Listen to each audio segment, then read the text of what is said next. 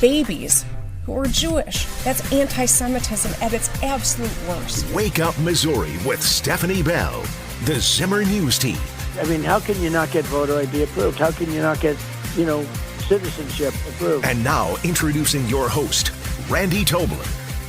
A senior Israeli official has told Fox News that Iran's Minister of Intelligence is dead. Esmail Khatib was killed overnight in a precision strike. Khatib oversaw Iran's global intelligence apparatus, including alleged sleeper cells located around the world. We're told that finding him was a joint effort from Israeli and US intelligence. The Israeli official says Khatib had blood on his hands, adding that his network specifically targeted current and former American officials, including President Trump. Jonathan Savage, Fox News. Well, there you go. Now, there were three yesterday, Larijani and Soleimani, the de facto leaders of Iran. And today, this intelligence chief, who it is said was the guy that was really responsible for unleashing a lot of sleeper cells around the world. Welcome into Wake Up Missouri. I'm Randy Tobler. Back in. Thanks, Stephanie, for hosting yesterday. I heard part of it. Great show. And, how many of these heads of the snake can they cut off before finally there's nothing left? It's like whack-a-mole or something. The minute we get one, they just keep popping back up. Yep. And John Marsh, you have to wonder at what point do those ascendants who are maybe next or third or fourth in line going, I don't know about this. I'm not liking this gig. I don't think I want that chair. Yeah, I saw some of the analysts, the so-called Iran experts, saying they knew this was coming for a long time, and they've got a pretty deep bench when it comes to these guys. Yeah. Well, tomorrow we will be talking with Stephen Bucci about that and get his take, his latest take on what's going on over there in Iran. But they're certainly serious about this, and apparently the Israelis, and I guess to some extent the Americans, we must have some pretty serious embedded intelligence. I mean, there must be some folks that are deep inside the infrastructure of the Iranian leadership and the IRGC that are outing these people. Apparently one of these, I think yesterday, the Larijani one was, it was reported, was outed by a citizen, whatever that means. So, wonder what you get paid. What's the bounty if you give information to the Mossad or to U.S. Intel on the arrest and destruction of one of those guys? Must be pretty good. I know they've said all along, ever since, for years, that Mossad is deeply embedded in the Iranian leadership community, and they've proven that out time and time again. Well, they certainly proved that they were certainly smart and embedded and intelligent and savvy in Lebanon when they were given all those Hezbollah, those wonderful smart pagers. Right.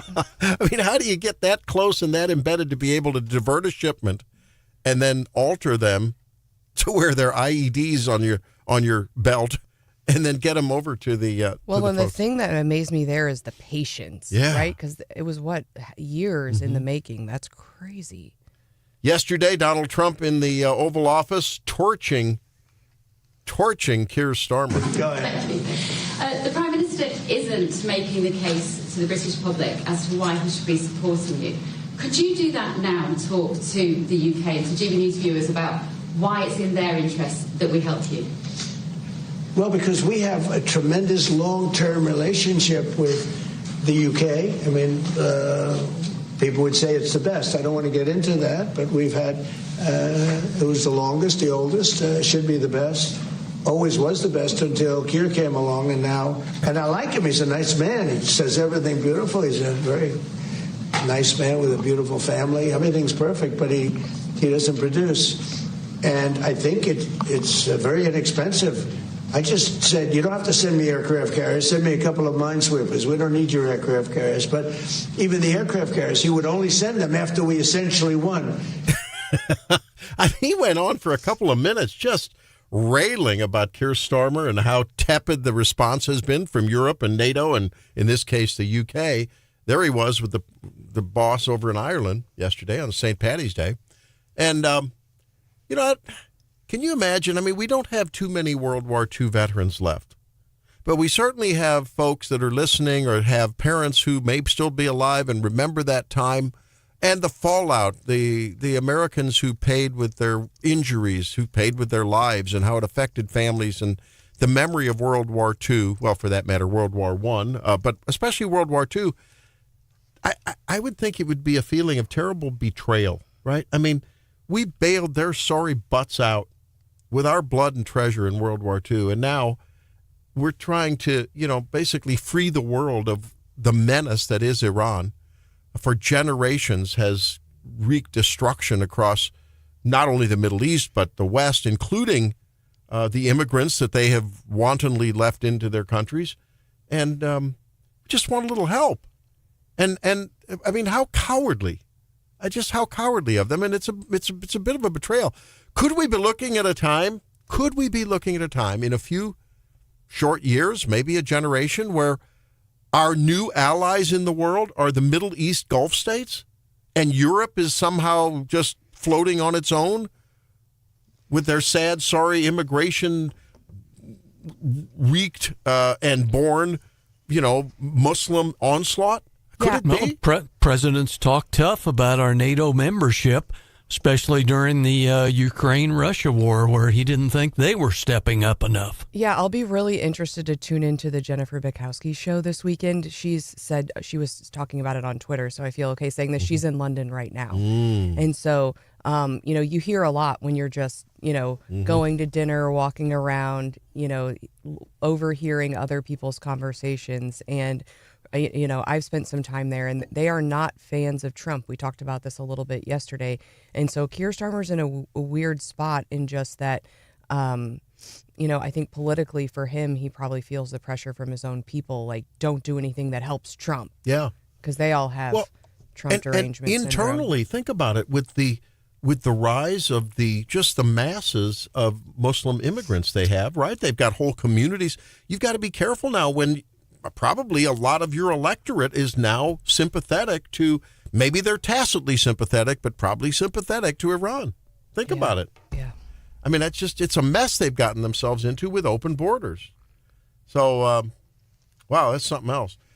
Well, we're going to be talking with Congressman Bob Onder a little bit later to talk to him about this DHS mess and the TSA. Apparently, 40% of them now are calling in sick? I mean, it's incredible. They're not getting paid. And we on the text line yesterday, we have some listeners who have unexpectedly extended their trips for a few days because they're struggling to get home, not only with the TSA issues, but also with the weather. Yeah. And today they're debating the Save America Act, right? Mike Lee has been all over the Twitter trying to, convince everyone, like, what's wrong with you Democrats? What is it you don't get about Americans? Democrats, independents, Republicans, all in great numbers want to have voter ID and want to have certification that their vote is not being diluted by illegals who shouldn't be voting. I mean, what is it that the Dems don't get about that? They want to extract a pound of flesh about defanging ICE, basically. And I guess it's just going to be debate from what I can tell, right? Thune is not going to institute any rules changes. Right, the standing filibuster. I think that's right. And he doesn't have enough votes he said yesterday on Fox, he doesn't have enough votes to nuke the regular filibuster if they wanted to, because the Republicans don't want to play that game of, well, if we do it, then if and when they take over, they'll use it all they can, Yeah, we talked a little bit about the SAVE Act yesterday, and it puts Republicans in a bit of a strange spot. And I think, during the Biden administration, they had proposed a whole bunch of federal legislation to regulate our state elections. And so it seems a bit strange now that as Republicans, we're saying, yes, regulate our federal elections. And, a point I think that is going unnoticed is that many states already implement voter ID, right? Missouri is one. I think it's like 18 have some sort of photo ID. So I worry a little bit that we're going to regret this decision in just that once the Democrats get back in power, they're going to say, well, you passed the SAVE Act. You said it's okay for the feds to get involved in elections. So here we go. Yeah. Well, mail ballots for everybody. Drop right. boxes for everybody. That's a good thought. Counting ballots after the election day for everybody. And I really want the feds to stay out of our elections. We talked to Secretary of State Hoskins. That interview is posted. And yeah, I think we're doing a really good job in Missouri with our elections, and I think keeping the federal government out of them is a smart choice for us. So you don't want the SAVE Act? I think it should be, I want the policy, but I think it should be implemented at the state level. I thought that's what it did.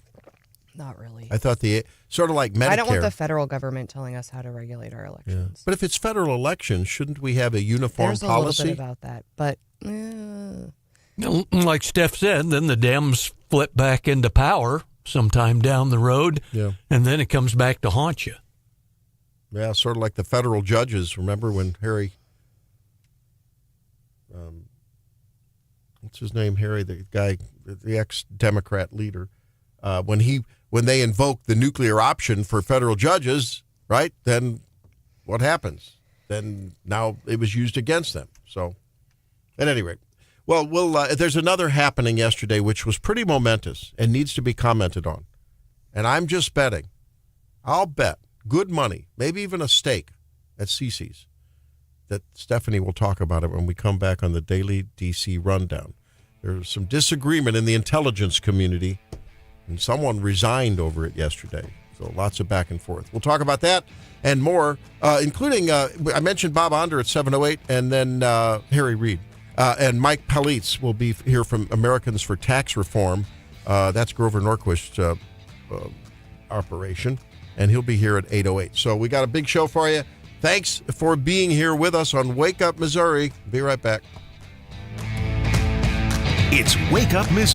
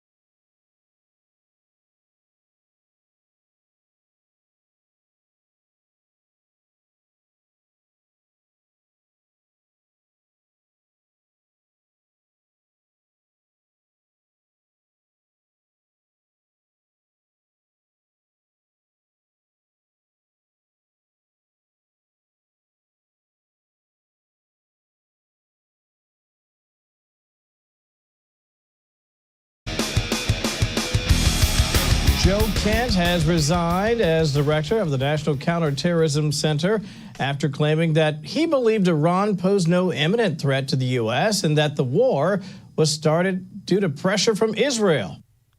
Uh-oh. Here's Stephanie Bell with the Daily DC Rundown. This is what's driving Washington this morning. Joe Kent resigned yesterday with the letter. Trump has fired back saying Kent is weak on security. Why it really matters is because our intel chiefs are set to testify before Congress this morning. FBI Director Kash Patel, CIA Director John Ratcliffe, as well as Tulsi Gabbard are all in the hot seat. So there will be questions like, hey, was there an imminent threat? Do we even need, we've talked about that as the war has unfolded. Do we need an imminent threat, right? A lot of folks say, I don't want to wait until, the gun is to my head. I want to eliminate that threat beforehand. Certainly there'll be questions about coordination with Israel and the I think, impetus for starting this conflict.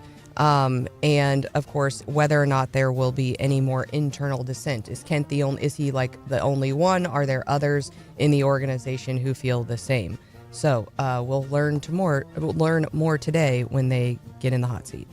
I think that he expresses a fair amount of sentiment that aligns with a lot of the, core Republican base. Yep. I think that's right. We are also watching this Save America showdown. Trump has said it's his top priority. He's not going to sign anything else before this gets through. It would require proof of citizenship to register and an ID to vote, but it doesn't have the votes to pass. Even some Republicans are skeptical.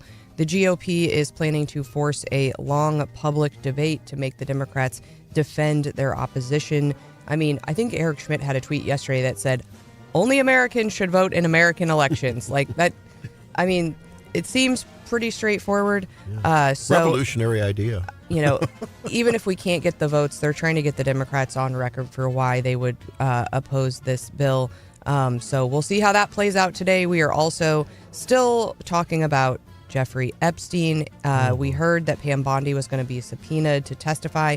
That date will be April 14th when she testifies before the House Oversight Committee. The question is whether the DOJ is complying with the Epstein transparency law. Of course, there are a lot of questions about missing documents and the way that they were redacted.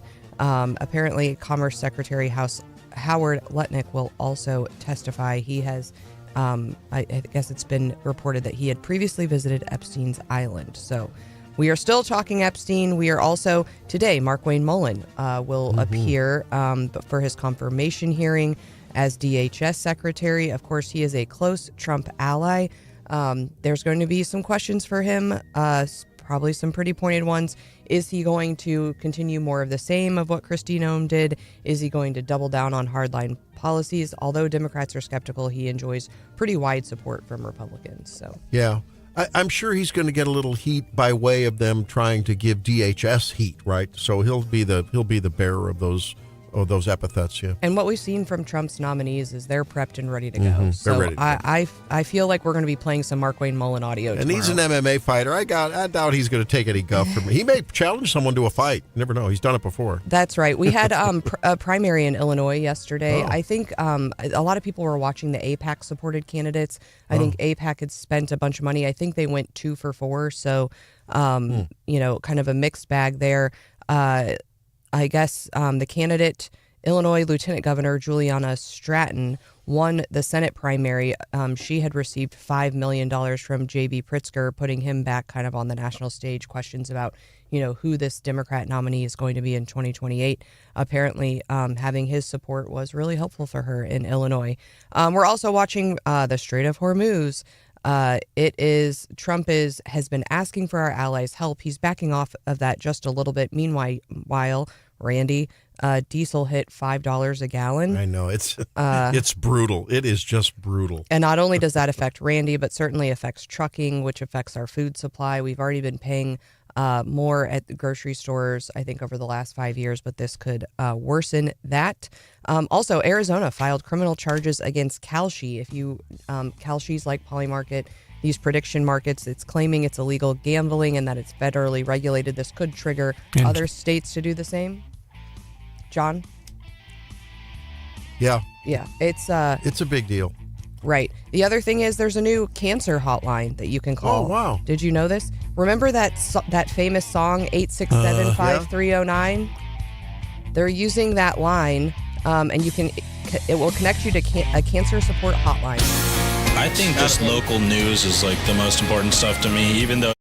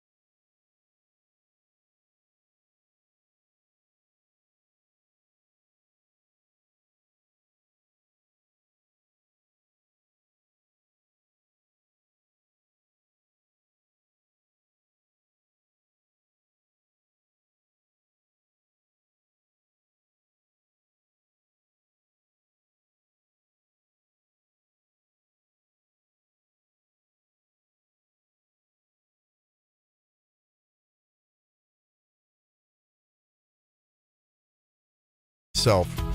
I'm going to play this again. I was out yesterday. Thanks, Stephanie, for hosting, and You're Mark welcome. for co-hosting.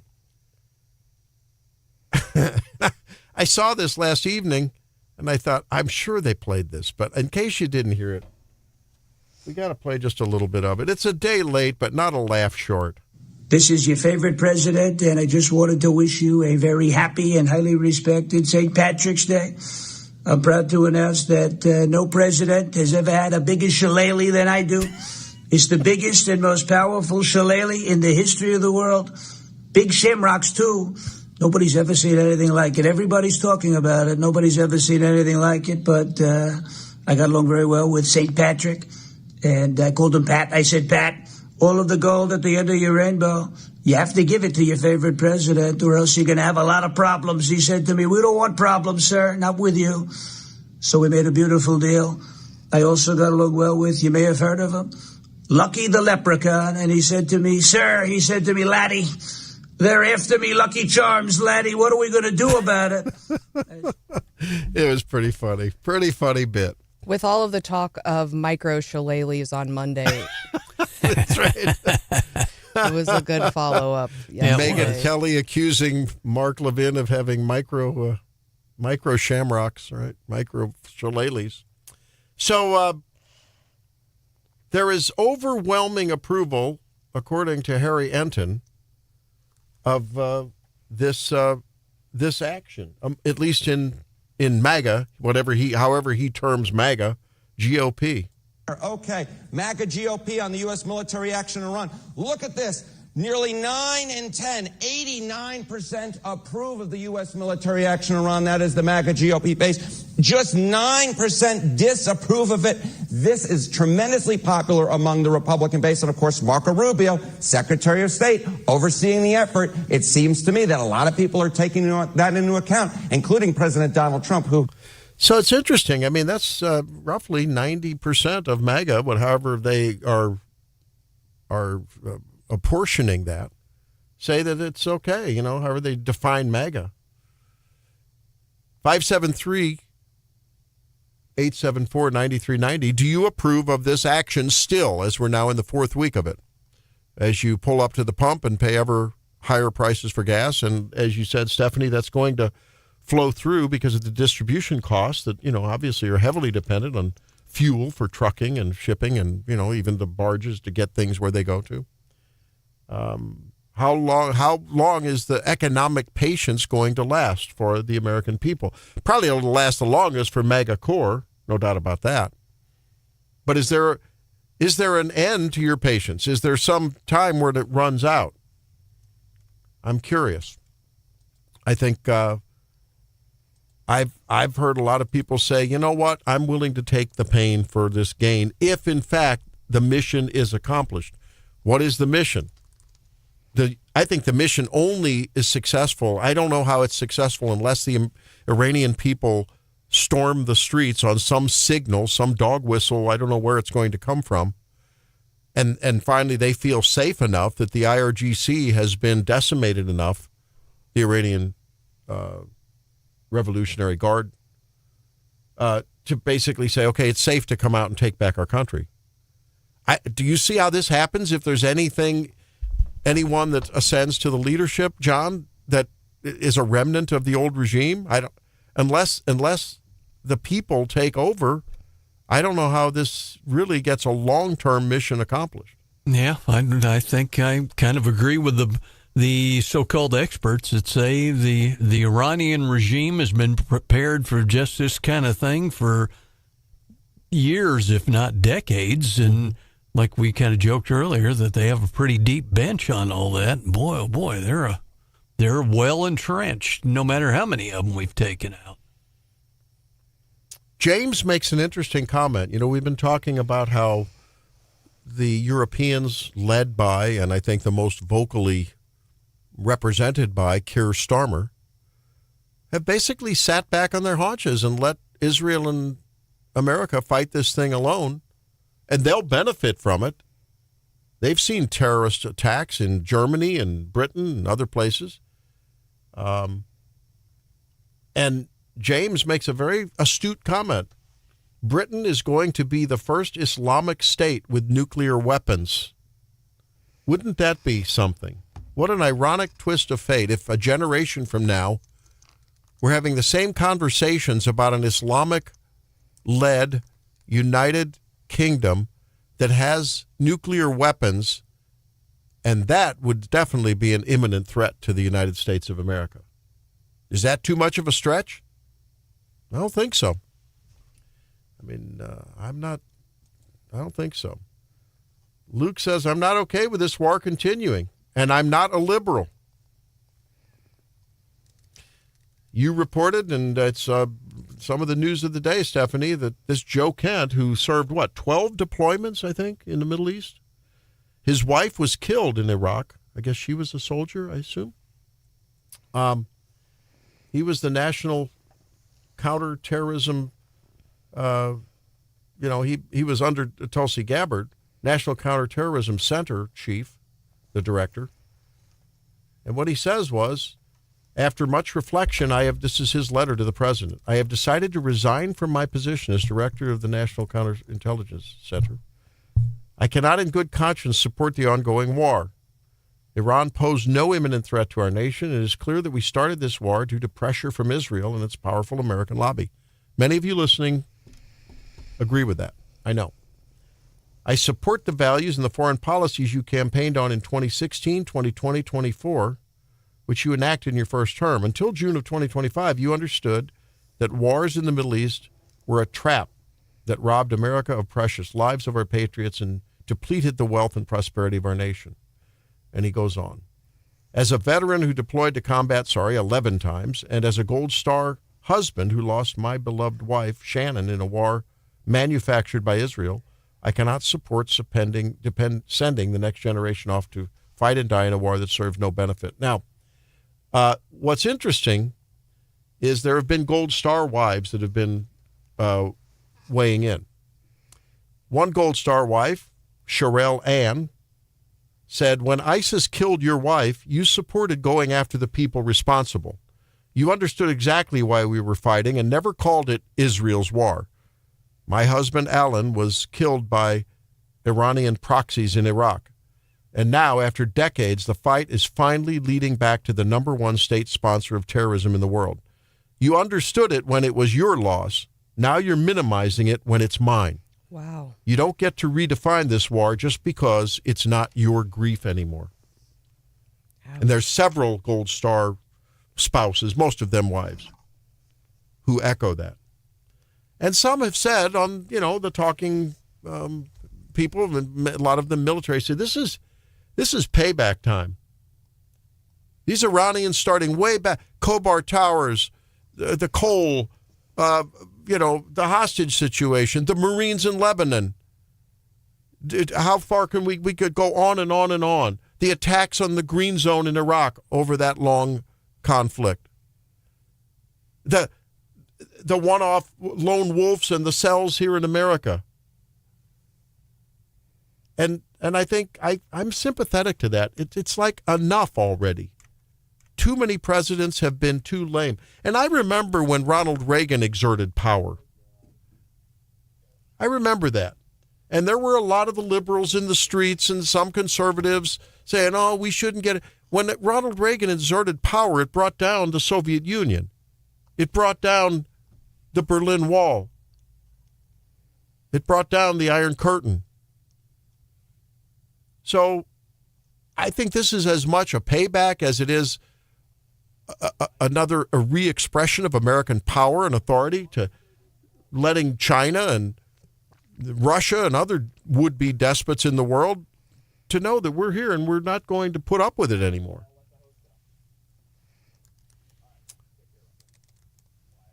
One 800-529-5572 if you want to give us a call. Drake, you're in there. You just answered a call and then you're saying no. What? Tell us about it. No, we just don't have much time in this segment. Oh. His name's Russell. Nice guy. Yeah. Normally the calls I get in this morning are like the crazy loons who I think stayed up from last night. Okay. But just wanted to say too much that shillelagh? Yeah, too much shillelagh. Oh gosh. He just wanted to say that we should have done this years ago, and that now that we have a real president with a sack of cojones, He's doing what's right for America. Yeah. I kind of tend to agree with some of the people out there who said, were we pressured by Israel? I think Netanyahu's usually pretty straightforward with the president. Mm-hmm. And some pundits said that they were the ones who said, if they get a ballistic missile ready to go with a nuke on it to hit Israel, we're going to hit them first. Yep. And I don't blame them. And I'm still miffed by people that say that we shouldn't be tightly allied with the only westernized anchor, at least as best you can be westernized if you're not America, in the Middle East. Don't you want to have an outpost in what is a critical, just an absolutely critical economic and geopolitical center of the world? Well, there were the critics, too, about last year's strikes on their nuclear facilities, and they were like, oh, this is unprecedented. I'm going, oh, really?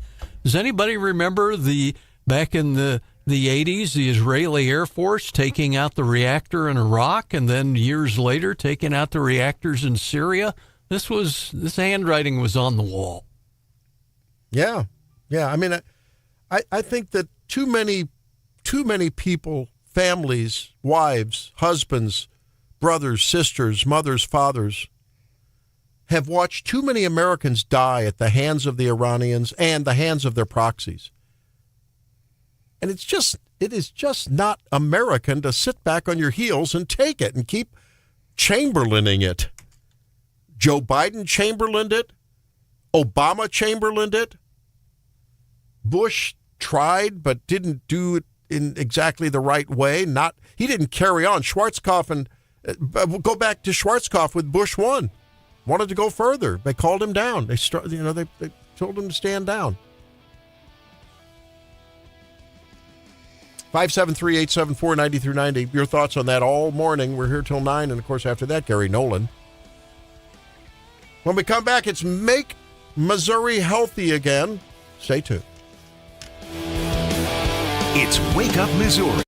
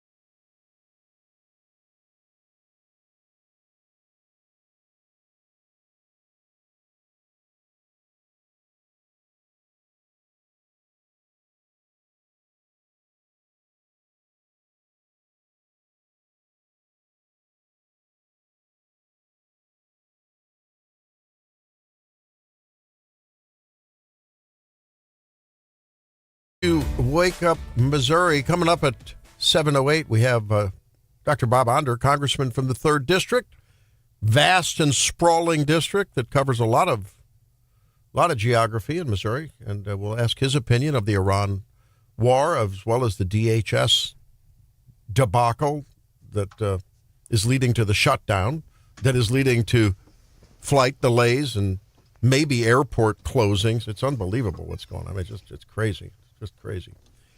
Hey, so Stephanie, you found an interesting thing about women and their Alzheimer's risk, right?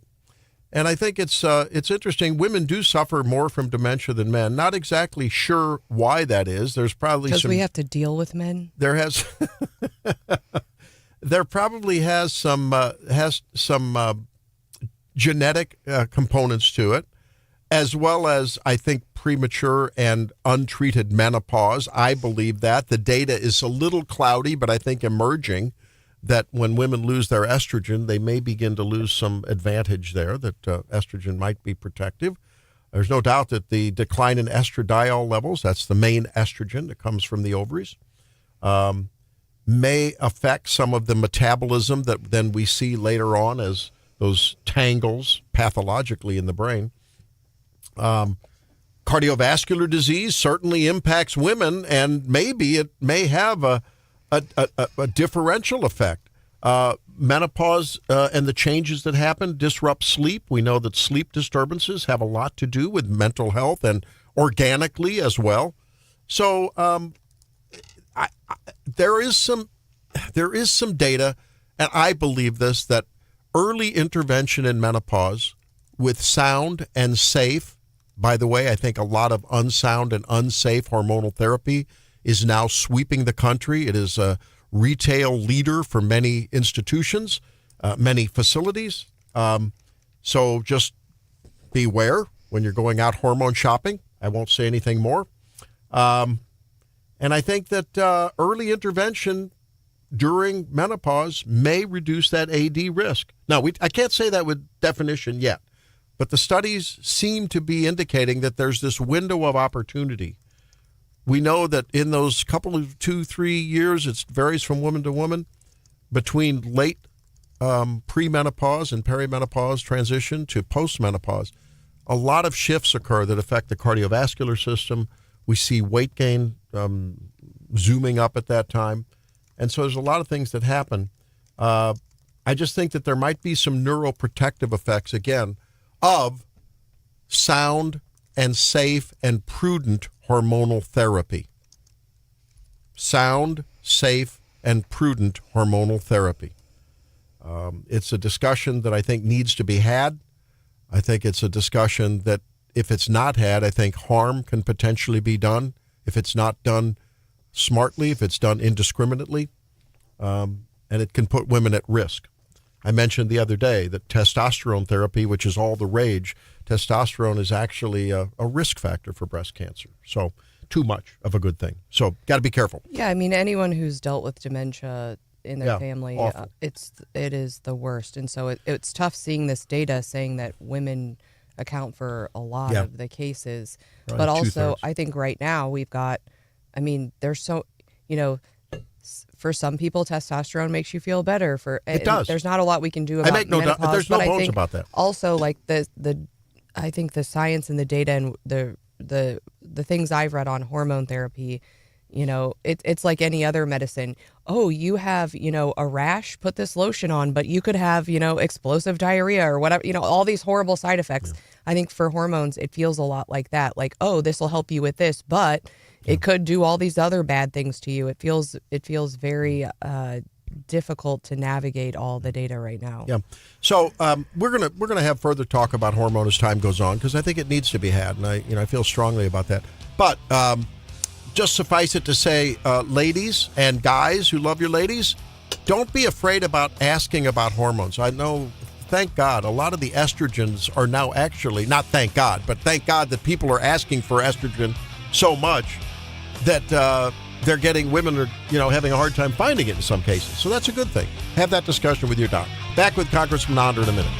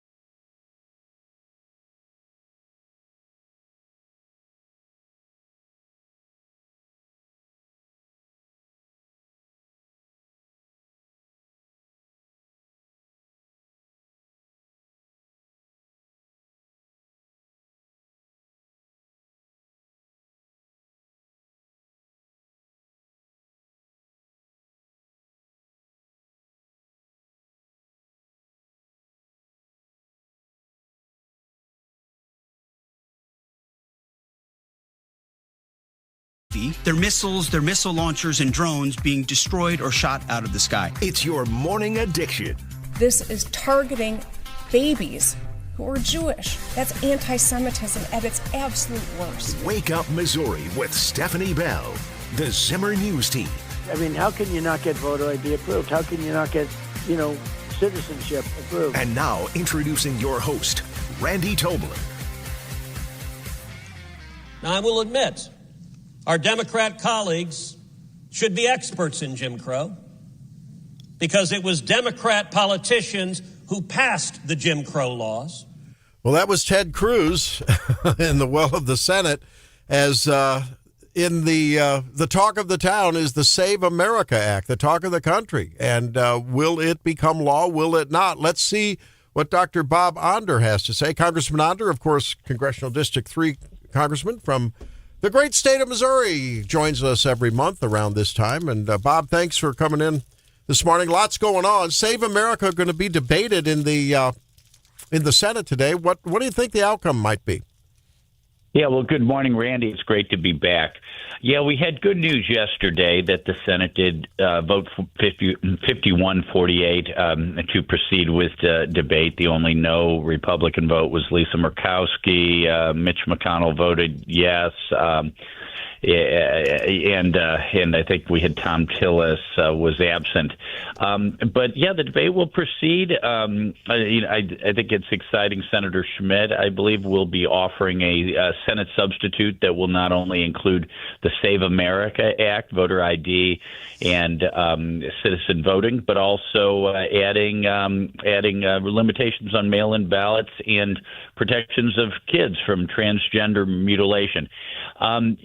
It's tough because it's hard to see Democrats, any Democrats, supporting common sense election integrity measures like the Save America Act.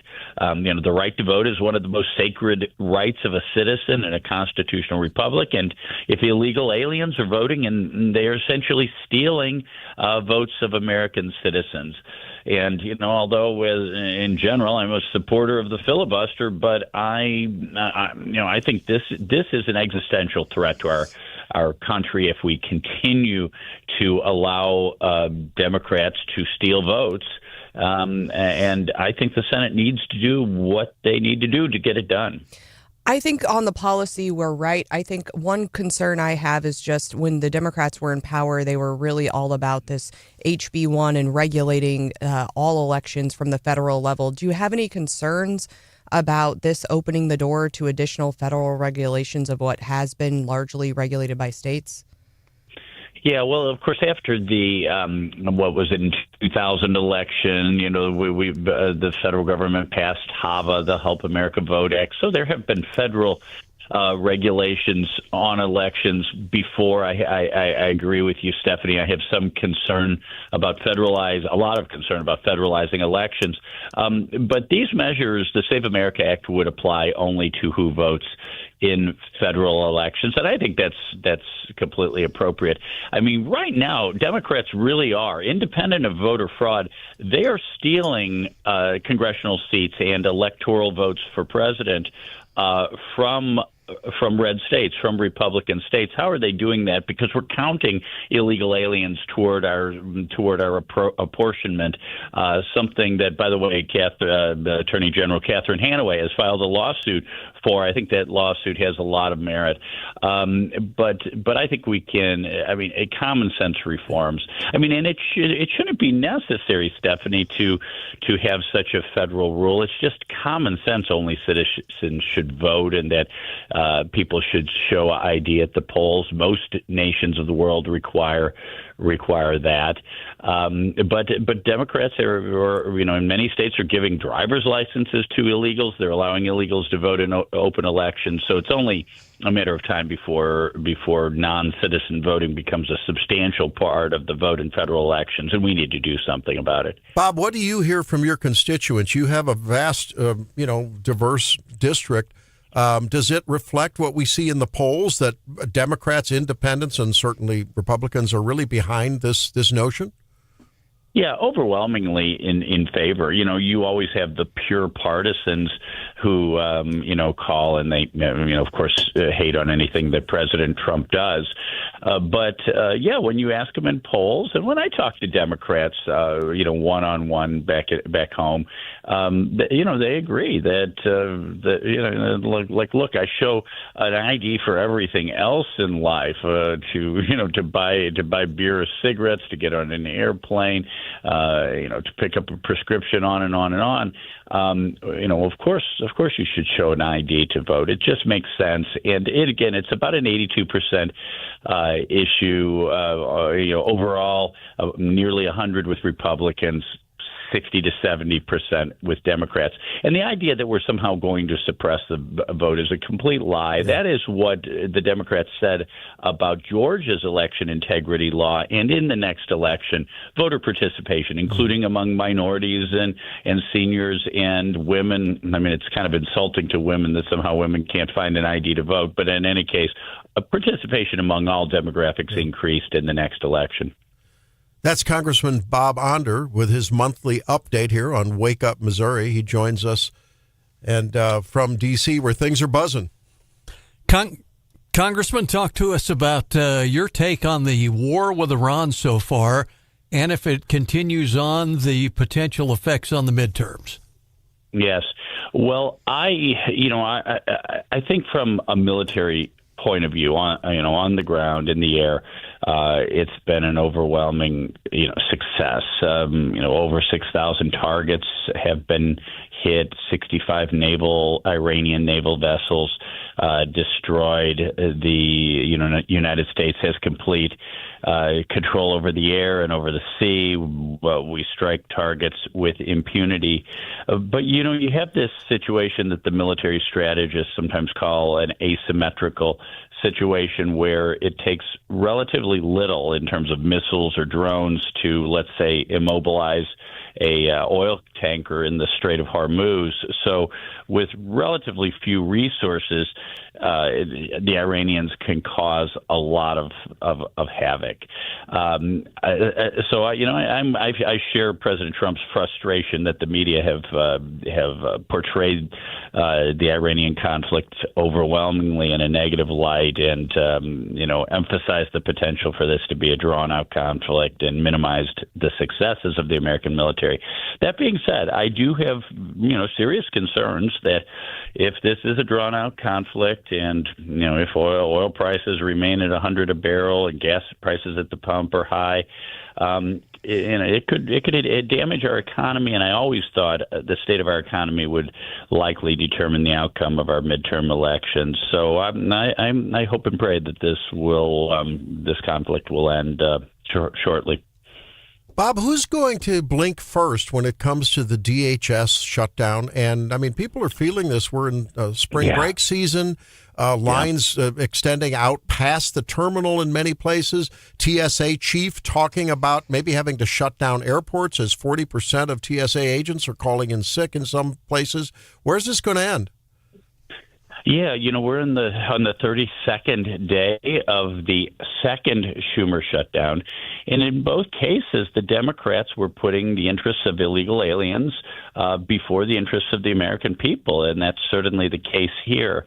And, we're having flight delays in Houston. At Houston Airport, they're warning air travelers to arrive 4 hours early for their flight. There have been huge disruptions in Atlanta, in Chicago, around the country. And this is at a time where in the last 2-3 weeks we've had 3 Islamist terrorist attacks in the United States. So we're shutting down. We're defunding TSA. We're defunding national security. I honestly believe that the first Schumer shutdown ended when Democrat constituents were inconvenienced by air travel disruptions and delays and airport reduction in airport capacity. That's when they started hearing from their constituents, and that is when they finally came to the table and reopened the government. I think that is what will happen again this time. We're already hearing some of that some Democrats kind of softening their position. Because, again, the U.S. House of Representatives has twice passed funding for the Department of Homeland Security, and the Senate has 3 times rejected it, all the Democrats voting against paying our 270,000 Homeland Security employees. It's just really a pathetic situation. Again, I hope the Democrats will do the right thing soon. And in the minute or two we have left, a little update on a couple of bills that are near and dear to your heart as they're working their way through legislation, both down in Fulton at the Churchill Museum and your Chloe Cole Act. Yes. So about a week and a half ago, I passed through the U.S. House of Representatives a bill to designate the Churchill Museum in Fulton, Missouri, a National Historic Landmark, a long overdue recognition. This happened the same week as the 80th anniversary of Winston Churchill's Iron Curtain speech. So that was terrific. Now, Josh Hawley got a slightly different version of the same bill passed through the Senate, so we're going to have to reconcile those two. I think what will probably happen is the Senate will take up and pass my version, but we'll see how that all plays out. The Chloe Cole Act, as I mentioned, Senator Eric Schmidt is offering some similar language as an amendment to the SAVE Act. And I was just speaking with Chairman Jordan last night. We've been talking to House leadership. I'm hopeful we will get to the Chloe Cole Act to committee and then on to the floor very shortly. Hey, the next time you have a conversation with Jim Jordan, wrestling coach and wrestler, would you tell him that if they don't approve Mark Wayne Mullen and confirm him over there at DHS, that Jordan can come over and, maybe take care of things? Give him pieces. There you go. That sounds great. Sounds great. All right. Hey, Bob, thank you for the update. Appreciate it. And we look forward to our next conversation. Thank you, sir. All right. Have a great day. All right. There he is, Dr. Bob Onder. That'd be a throwdown, wouldn't it? Jim Jordan and Mark Wayne Mullen in a match against a couple of Democrats, do it for Tag charity. Team. Yeah. And Bob Onder is the celebrity referee. That's right. He could be the ref. That's perfect. Hey, so what Stephanie has said before, and I've agreed with, that somehow some of our old-fashioned habits when it comes to reading and writing may just have some play. There's some data that suggests that. We'll talk about it when we come back on Wake Up Missouri. It's Wake Up Missouri.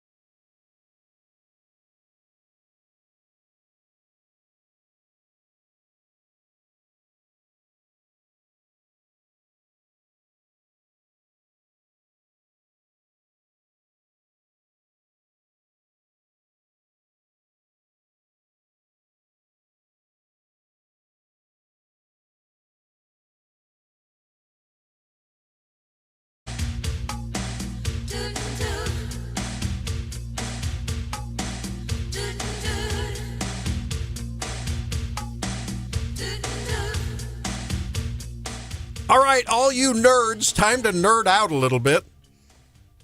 Just bear with me. Well, we gave you a show, so I mean, you're nerding out as much as you can. Stephanie, you found this interesting post on X. It's kind of what I do. The pen is mightier than the keyboard. Advantages of longhand over laptop note-taking.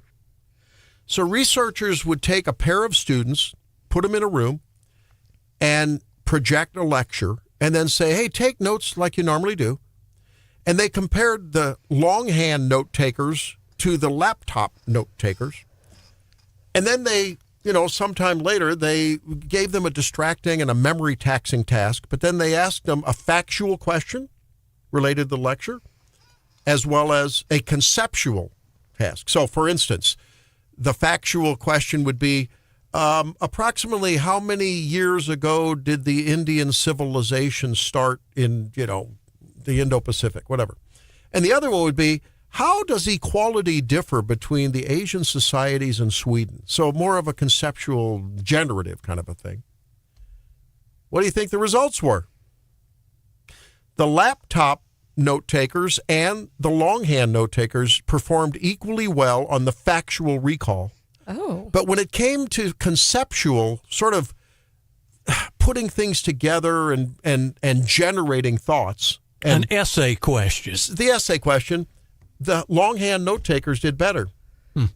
Not surprised. I have my little analog planner here. I'm still very much, I kill a lot of trees with my printing. When I'm writing and doing hard work, I like a hard copy. And I've noticed when I start on a project like having to prepare a presentation or I will start with the outline and some bullet points and at least get the conceptual facts on paper. And then I'll at some point translate it to digital. And work from there. Yeah, Hauswirth and I are old school. Yeah, we do the longhand, but Brian baffles me. He has his own little personal shorthand, and his notes are just chicken scratches, and he retains all of it. Yeah, but this is interesting. What they found was, I didn't know this, but laptop note takers can type faster than you can write. Oh, yeah. Not me. I think I'm at like 110 words a minute. Really? Yeah, but my mom ran a secretarial service growing up, so I I sat with the typing book in front of a typewriter and learned how to type early. So you're very good at that. Yeah. And I think most people that are probably, I don't know, under 50 that's probably true. Maybe not. They're not teaching it these days. Not teaching what? Cursive? Typing. Oh, typing. I did succumb to my Apple obsession, and there are some new Neros in my house. So my kids have been playing on laptops, and they're pecking, and I'm like, really? Yeah. And we had we had this weird leprechaun game that you had to go in and you had to A, D, D, F, you had to practice your typing, and I don't think they're learning that these days. I'm not that fast. But that's why they say that the laptop takers tend to they take verbatim notes because they can type it real quick. That's not the same as summarizing it as you're taking the note. Thinking through. You're basically paraphrasing while you're taking the notes when you're longhand doing it. And maybe that's why then when you're asked the conceptual questions, you've already had a jump start on that. It's like lawyering. Some people get up and when they're presenting, they kind of have a script and they read. I like the comfort of that, but I know it comes off better if I just have the main points because it allows me the flexibility to answer questions, to be listening as I'm talking, and to focus on, and to make sure I'm focused on not just the words that I'm saying, but the things that are really important. Plus, you may not be aware of it, I'm sure you are, but you're reading the room and the body language too. That's right. And that helps you flex as you're communicating. Yep, good. All right, so all you longhand note takers, take heart. It's a good thing. Back in a minute.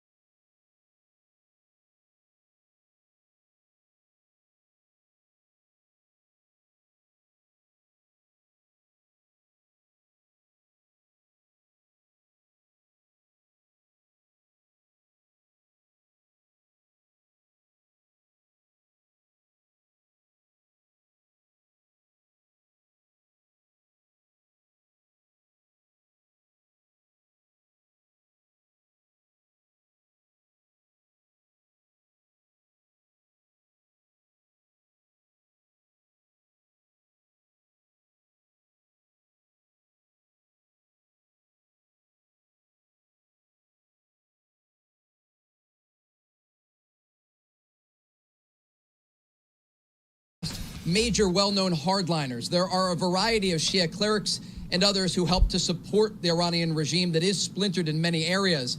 But when we think about who's left and who's in charge, it's a major question right now.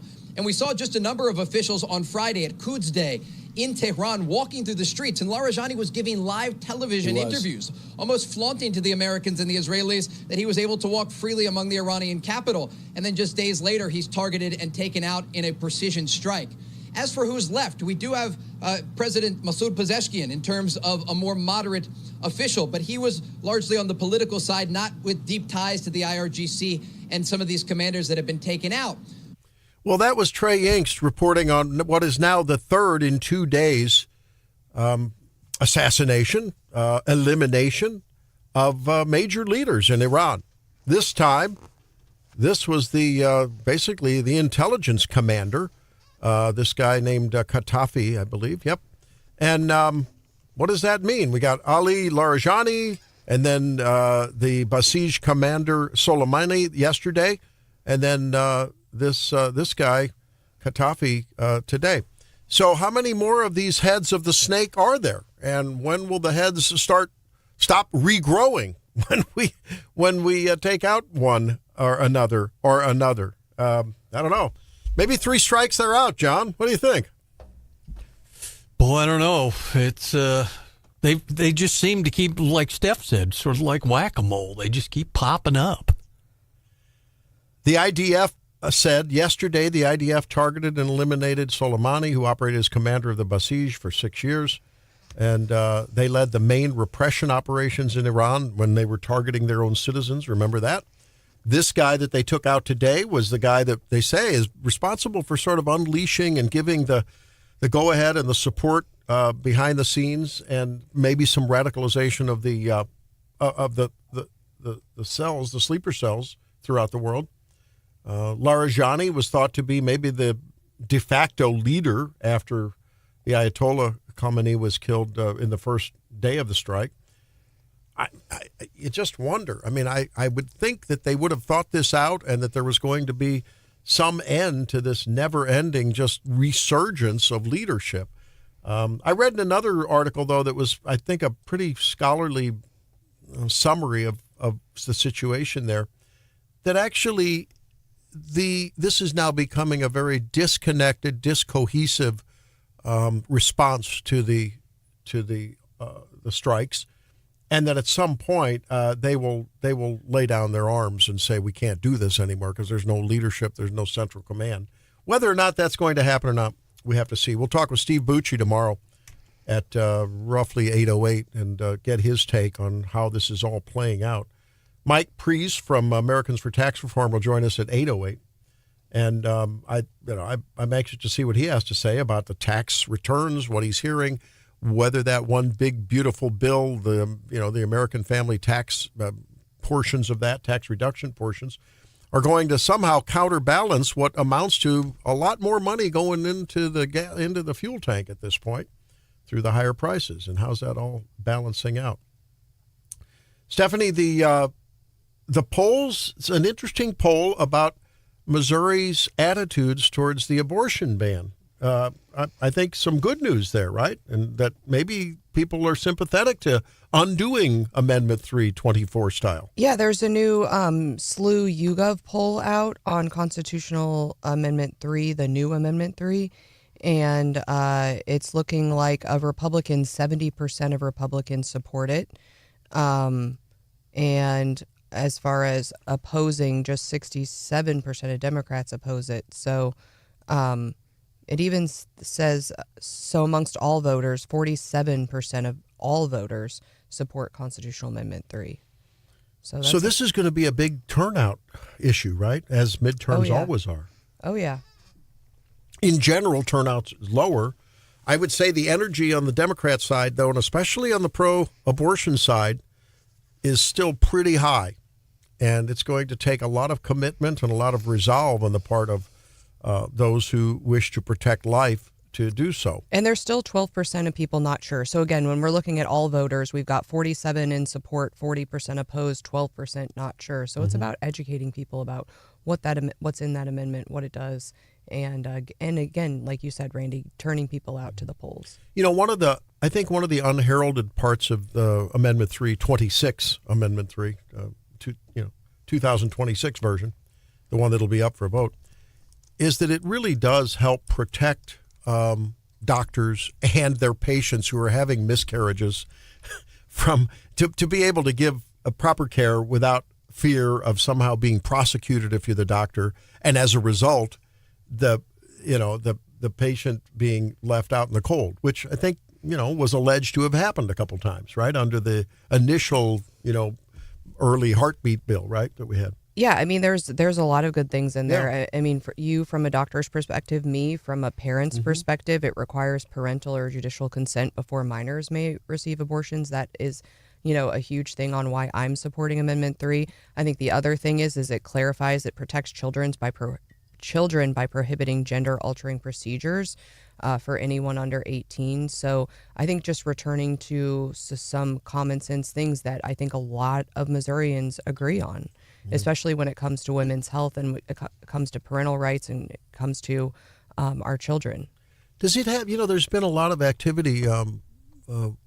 We know that Eric Schmidt and now Catherine Hanaway and, certainly Andrew Bailey were concerned. I think Andrew was probably most involved with this, about the sort of the discrepant requirements for safety within abortion facilities as opposed to every other healthcare facility. Is that in this law too? Yeah, it would allow for the restoration of some of the protections for women's health, because of course, as soon as the old Amendment 3, the 2024 Amendment 3, went in, they went straight to court and stripped out and asked the court to basically strip out a lot of the protections for women's health, things that deal with, licensing, clean tools, privileges, all of those things that protect anyone, regardless of whatever type of procedure you're having at these facilities. And so, I think getting back to the protections for women's health is really important. Yeah. I don't want you to have an abortion, but if you are having an abortion, I want you to be safe. Yeah. Right? I want there to be some rules in place that means that your life isn't at risk. Randy, how much input of Missouri medical doctors had into the newest legislation that they're working on at the Capitol? A lot, a little? Yeah, I'm really not privy to what kind of lobbying is going on. I know that those of us on the pro-life side were very concerned that doctors felt potentially at risk of, when you have a woman who is bleeding and hemorrhaging and in shock and she's miscarrying, but the ultrasound still shows a heartbeat, that a bill that protects life better protect. Certainly that is not a pregnancy that for the mother's sake should be saved. That pregnancy is on its way out. And that technical little area where there's still a little remnant of a heartbeat every, that is just the last gasps of a baby who's being miscarried, but needs to be expedited. There was that gray area, and for that matter, ectopic pregnancies. It wasn't explicitly stated in the initial law that protected life.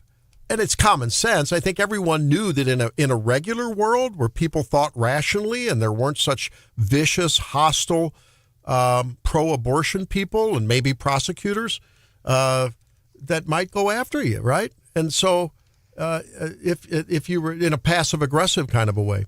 So the concern was that there weren't protections for common sense medical care for the health of the mom in the case of a miscarriage or an ectopic pregnancy. Yeah, and so now it says an abortion may be performed or induced upon a woman in cases of a medical emergency, fetal anomaly, rape, or incest. And it talks about, further defines medical emergency, shall include but not be limited to an ectopic pregnancy at any point following the diagnosis. Yeah. I've taken out ectopic pregnancies. You've got a little bubble of a gestational sac in a tube, and there's a little moving creature in there. It looks like a little spider. It's a little embryo in a tube. Well, that needs to be terminated. That pregnancy needs to be terminated or the mother's going to bleed to death, right? But technically, there was a heartbeat, right? So it put the doctor and it put administrators at hospitals at a lot of peril. They didn't know what to do. So this is a common sense, medically sound way to address this issue. And this is a much better way to protect life, because it's just common sense. And it also protects women, includes too. provisions like fetal organ harvesting after an abortion is not permitted under any circumstances. I mean, it's just, and it allows the legislature some discretion to, again, enact some of those health protections. Now, there is, I think, on the part of pro-lifers to be totally transparent and clear about it, and that's what we do. We call balls and strikes here. The whole provision about fetal anomalies, that's a gray area. What's a fetal anomaly? If there's an extra digit that happens pretty commonly, and you just tie it off with a thread, what counts as a fetal anomaly? Is Down syndrome a fetal anomaly? Where does that end? And so it may lead to a little more liberal allowance of abortion than most, I think, pure idealistic approach to this would be. But this is one that's palatable to the electorate. And I only read the first part of that sentence about the exceptions for. So you've got the medical emergency exception, the fetal anomaly exception, and then it does specifically say that for rape or incest, the abortion may be performed or induced no later than 12 weeks of gestational age. And I think it defines fetal and not. Does it define fetal I don't think anomaly? so. I'm not sure. It does. A structural or functional abnormality in the unborn child's gestational development that would make life outside the womb impossible. Okay, well, that's a very strict definition then. That's good.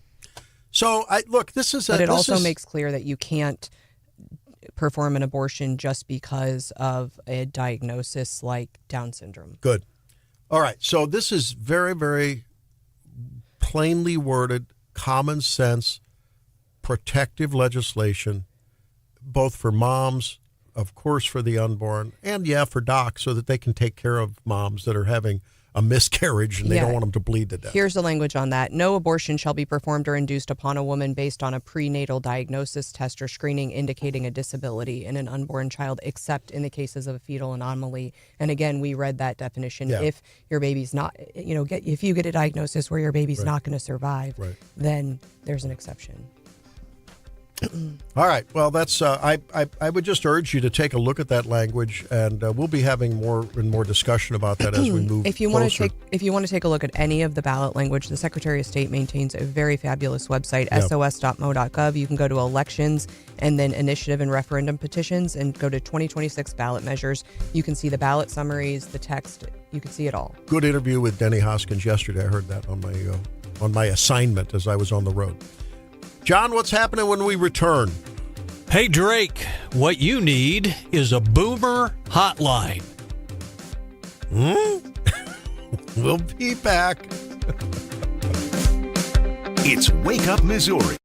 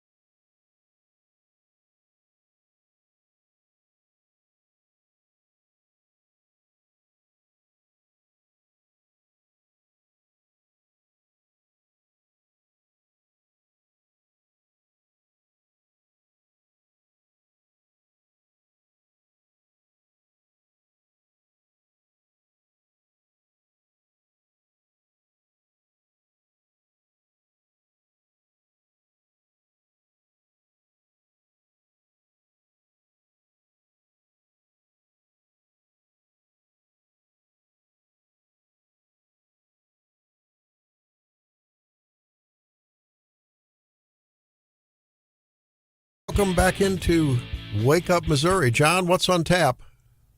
Well, lonely? If you're a college student in Boston, you can stop at the Call a Boomer phone booth on Commonwealth Avenue in Brookline and, free of charge, connect with an older person living in a senior housing facility.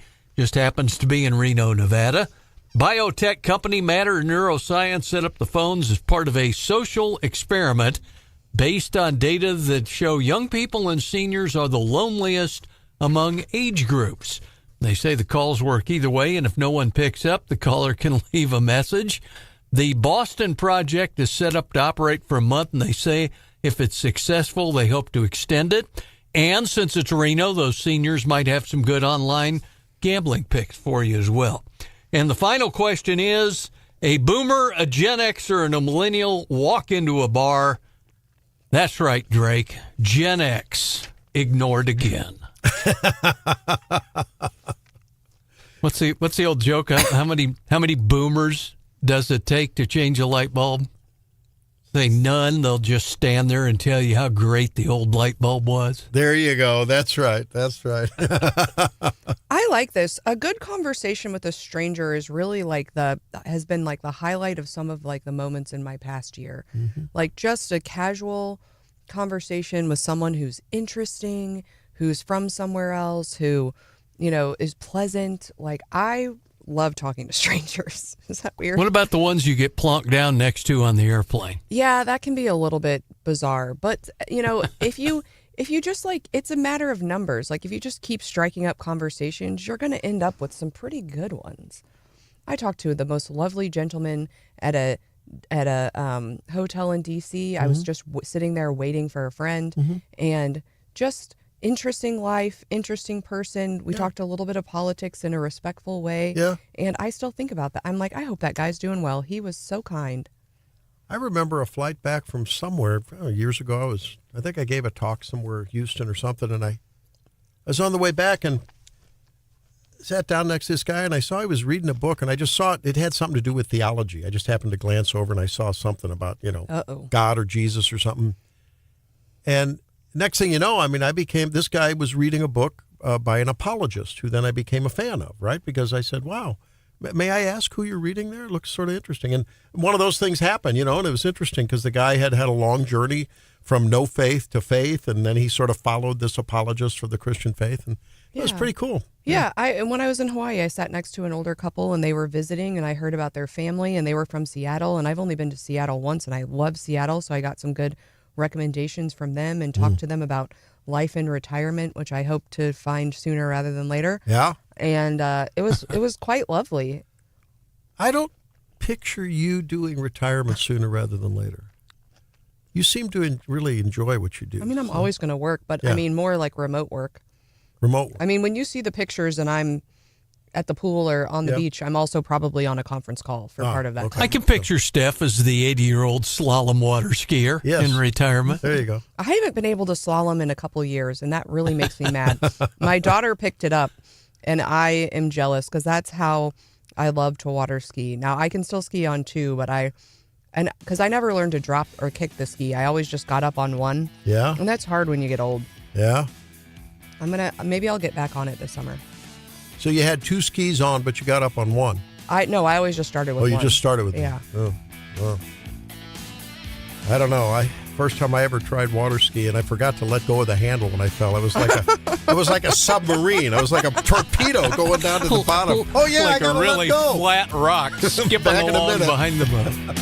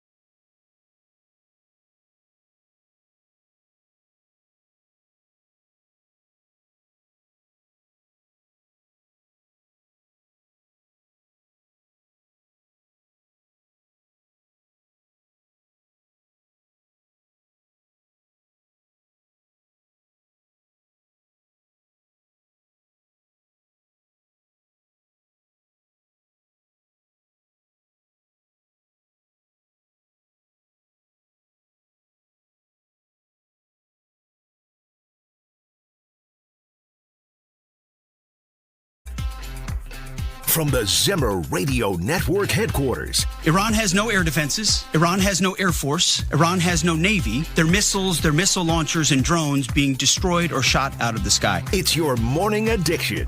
This is targeting babies who are Jewish. That's anti-Semitism at its absolute worst. Wake Up Missouri with Stephanie Bell, the Zimmer News Team. I mean, how can you not get voter ID approved? How can you not get, citizenship approved? And now, introducing your host, Randy Tobler. Jim Crow. They tell us with mock earnestness. Now, I will admit, our Democrat colleagues should be experts in Jim Crow because it was Democrat politicians who passed the Jim Crow laws. It was Democrat politicians who founded the Ku Klux Klan. It was Democrat politicians for decade after decade who enforced discrimination, separate but equal, poll taxes, and a host of other laws designed to prevent African Americans from voting. It was Democrats that also continued to head our great constitutional republic towards the United Socialist States of America. Tax and spend, tax and spend, tax and redistribute, taxes and other people's money for votes, right? That's what it was about.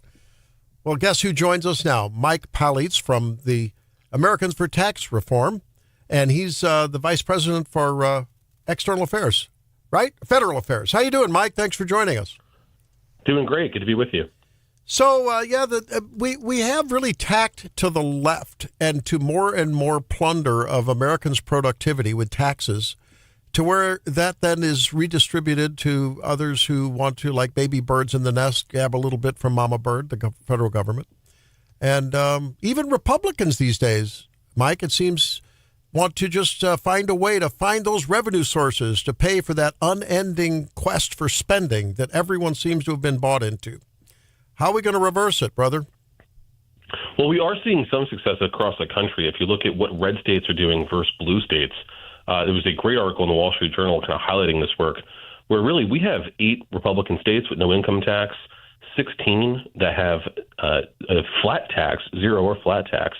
And if you look at what Democrat states are doing, all increasing their taxes. They're all searching for new wealth taxes where they're going to come after unrealized capital gains, for example, when you haven't actually made a profit yet. So we're seeing this real contrast between what Republican and Democrat states are doing. Then at the federal level, we, of course, have the Trump tax cuts that were extended and made permanent at the federal level this year, back to the 2017 tax cuts that we saw generate lots of growth. We have new tax provisions like no tax on tips, no tax on overtime, and new deductibility for seniors. So at the federal level, we have made significant progress here where we have these permanent tax cuts that give businesses and individuals certainty, and we see economic growth delivered by letting people keep more of their own money rather than sending it to D.C. to be spent and to cause inflation.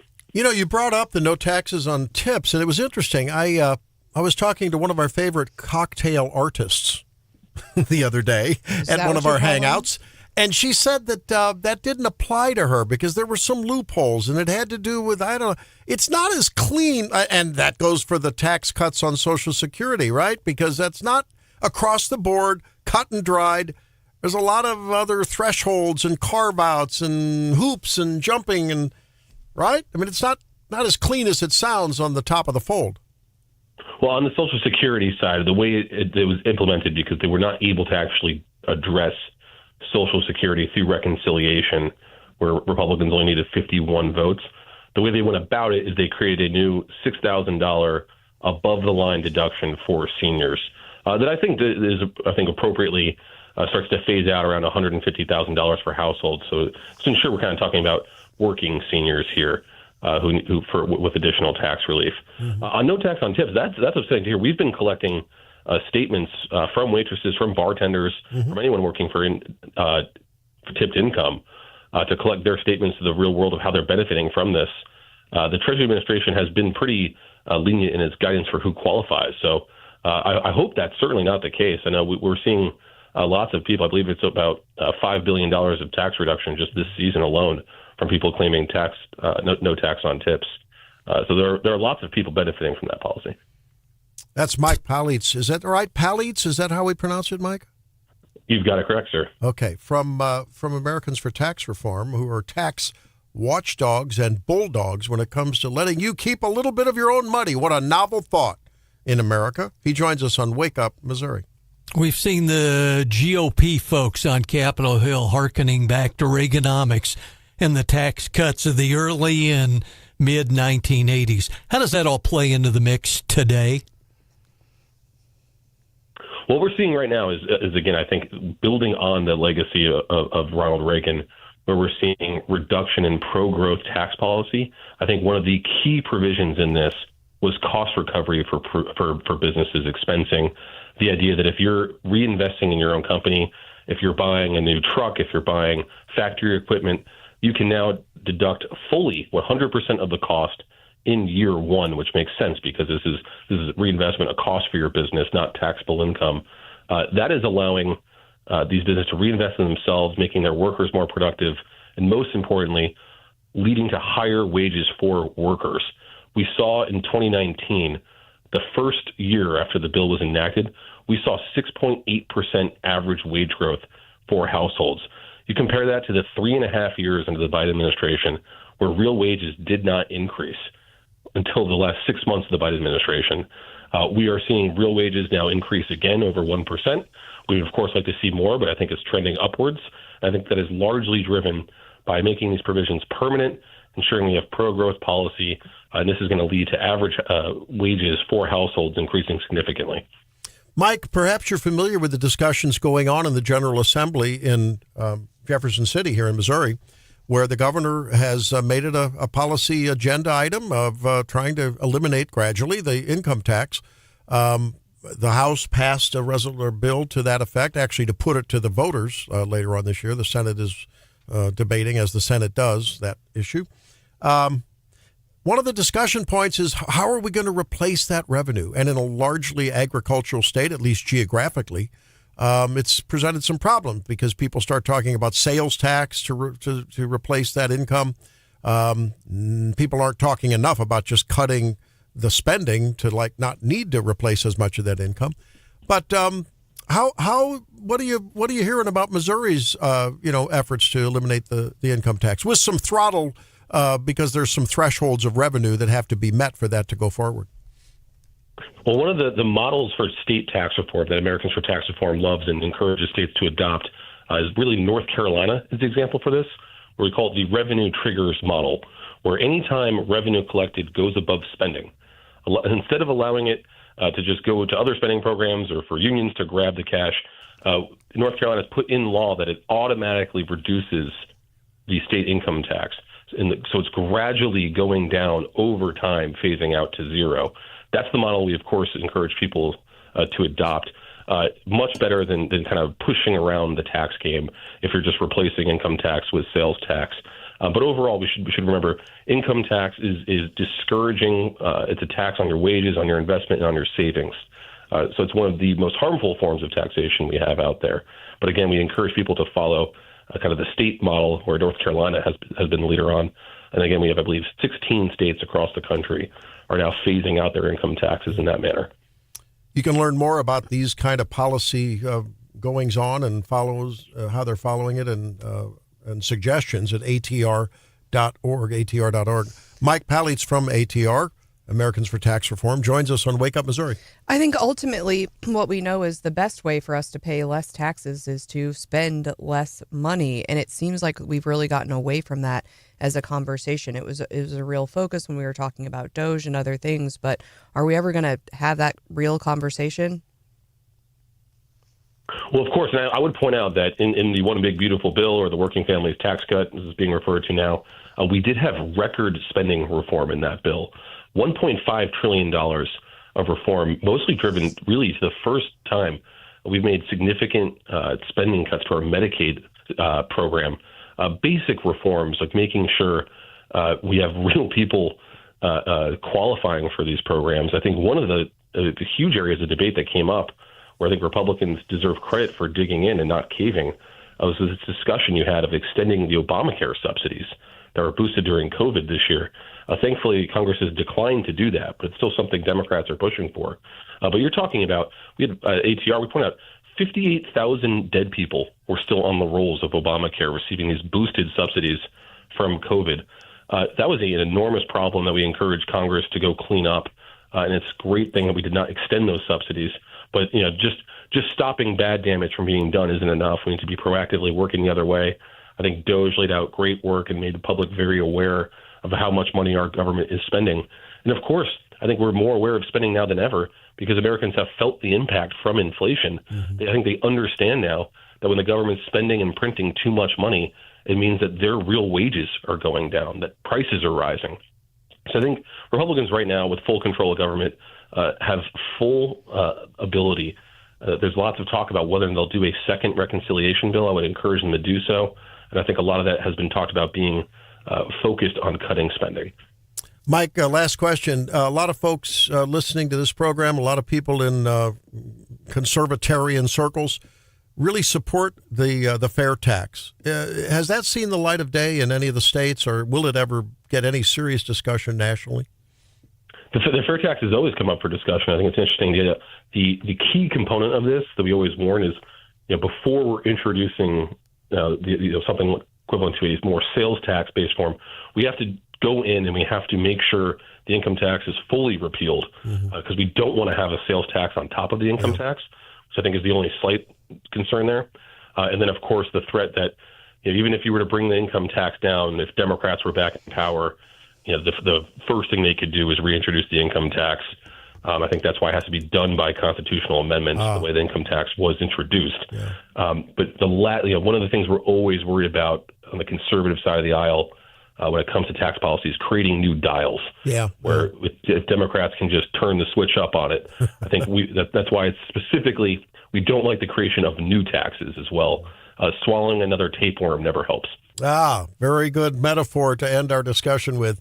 Thanks, Mike, and tell Mr. Norquist hi for us, and thanks for being with us from Americans for Tax Reform. Appreciate it. Thank you. All righty.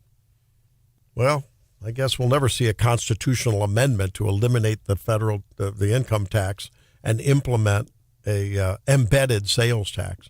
That's what the fair tax is. It's really a great program, but going to take a lot of work to get there.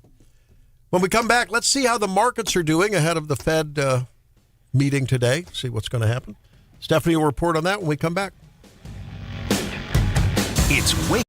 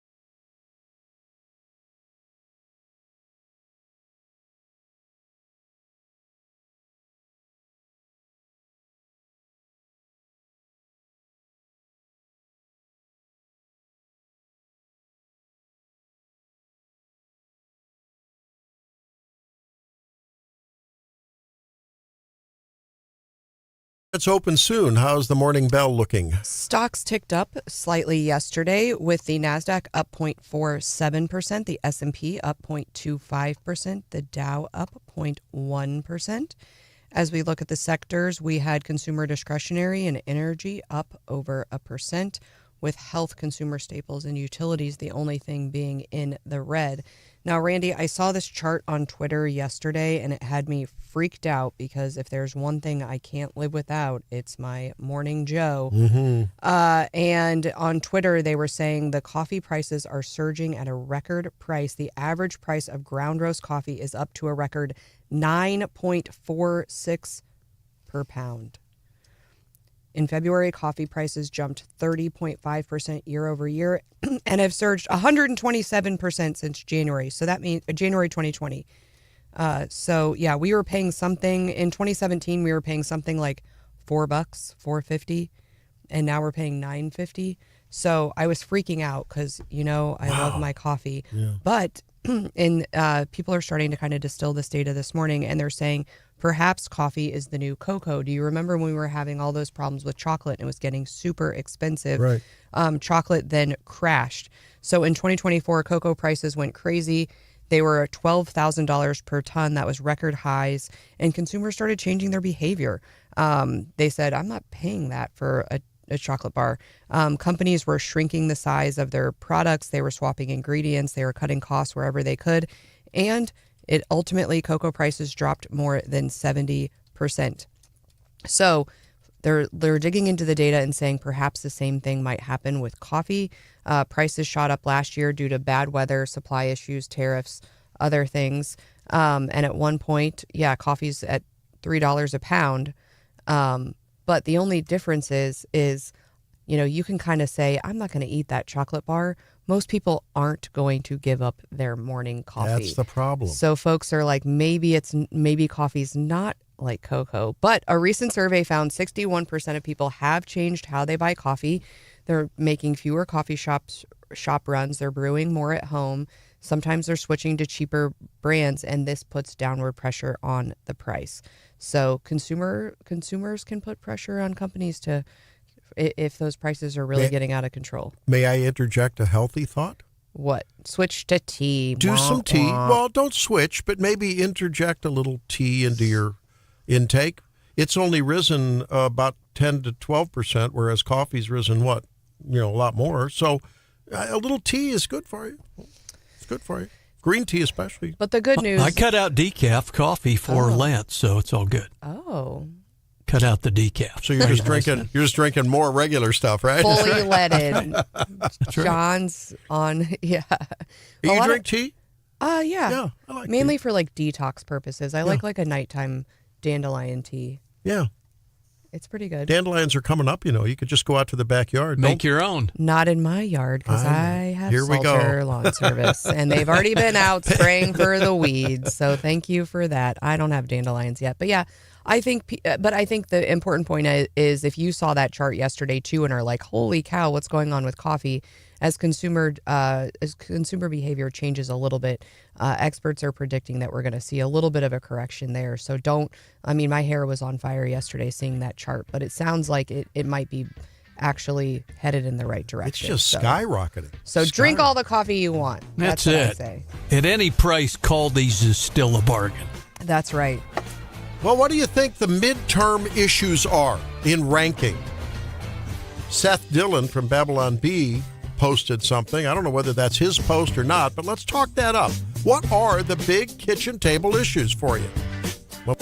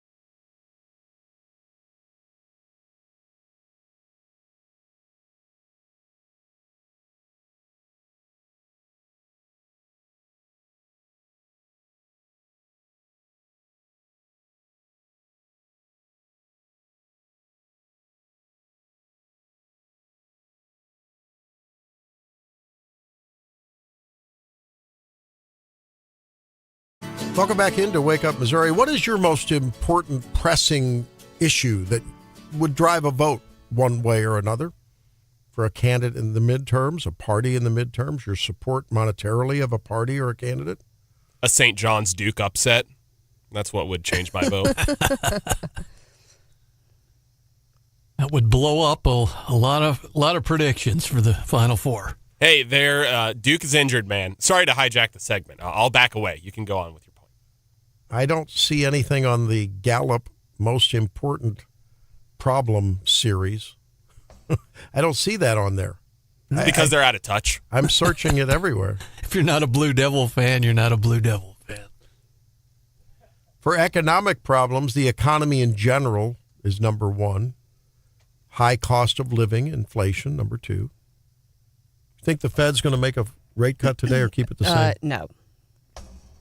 Status quo, huh? Yes. Federal budget deficit way below that. So number 1 and 2 are basically, it's those pocketbook issues.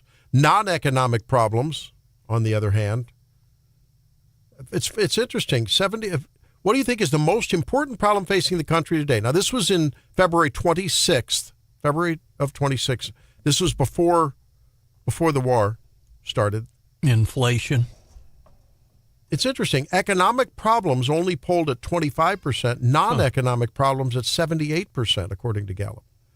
The government, poor leadership, was 29%. Immigration, 20%. Unifying the country, 7%. Look at it. It plummets from 20. Most people aren't concerned about unifying the country, apparently. It's third on the list. It's not as important as poor leadership. Well, who's leading the government right now? I guess it's the Republicans. So does that mean that most independents and all Democrats think it's poor leadership? I think so. How are the Republicans going to maintain one or both houses if they have the independents tacking in the direction of the Democrats? Tax return? That's $1 million question is what that is. Are you hearing? I don't hear people coming to me waving the cash saying, look at what I got on my tax refund. Look what I made tax refund. I haven't heard that. Am I not hearing the right things? Am I just 573-874-9390? Let me know. Have you heard that at work, around the water cooler, at the kitchen table, maybe at the Sunday in between church and Bible study, fellowship hour? What are you hearing? Last time we asked on the text line, we had a mixed bag. There were several people who said, hey, yeah, my return is up. And there were several people who said, it's about the same. I haven't done my taxes yet. Wait a minute. We have time. You got time. So much time. You have time. So much time. Yeah, I don't know. Plus, when you have to pay, I'd usually wait till the last minute. Well, look, if there was pressure building up in the economic pressure cooker voter mentality, it's about ready to pop the lid on that escape valve with the gas prices, right? Is that driving everyone a little crazy? And like you said, Steph, it's true. It's not just what we pay at the pump for our personal vehicles, but we're going to pay for it. That will be reflected, if not now, in the near future, on the market shelf. Well, how about the airline industry, an $8 a gallon Jet A? Same kind of deal. It's going to trickle down in a big way. Have you seen that on ticket prices? I haven't heard people telling me that their prices have escalated a lot at the airline tickets. I have not been booking flights. I have a bunch of flights already scheduled, and I luckily booked them all before the war and the closing of the Strait of Hormuz. I have not been checking here recently, but they were already pretty high. I would complain. I don't know how in detail you want to get, but I paid basically the same amount to get to Hawaii that I did to get to Florida later in April. Wow. It was way Bargain higher. Basement. No, it was just really high to get to Florida. It was high to get to Florida, not a discount on Hawaii. Huh. Well, everyone's flocking to Florida. I imagine, I would think that I can check our friends in KWTO land and Springfield and surrounding, especially down in that Branson area, I imagine Branson's going to be a popular spot this summer if these prices continue. I love a good staycation. I love Branson. I love Innsbruck right outside St. Louis. Mhm. A little A-frame and some water. I love Branson. We have and like some of our state parks are so lovely. I love spending time at the lake or other lakes in Missouri. It's a great way to save up for a big trip and do some staycationing. I love down there at Table Rock, beautiful lake, pristine water, gorgeous. I grew up on good fishing. Yeah, I grew up on Pomme de Terre, and you could ski and fish all day. It was wonderful. And I love Lake Norfolk. Oh, baby, good trout fishing. I saw a piece that talked about how the economic challenges, at least in Missouri and some of the surrounding states, have driven up the number of deer hunters. Oh, yeah. Just to go out and meat hunt and put For it sure. on the table. You betcha. Which I thought was kind of interesting. You know, the people who were avid hunters and then, hit the age where they weren't going every year. Now they're back out there stalking the mighty whitetail. Speaking of that, I had some drone pictures that were captured. There was a drone survey done in our area of wildlife. It's amazing. I couldn't believe the quality of those pictures. There's people that go out and do drone surveys of wildlife. I think the Conservation Department is using that. Mm-hmm. And, I mean, a picture of a deer that just looks like you took it from sitting in a stand almost. I mean, it's unbelievable. I have an update on airline prices. I'm in my American app, and I'm looking at if you want to fly to Hawaii next weekend, you can go for $880. So that's not unreasonable. So I'm not seeing huge spikes in pricing right now.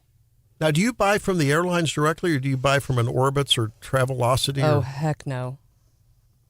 Well, that doesn't answer the question. I asked one or the other. If you're a loyalist, the best thing you can do is book through American. You book through the Marriott. You book through the hotel. Don't you pay never more? use a third party. Don't you pay more? No, you don't. No.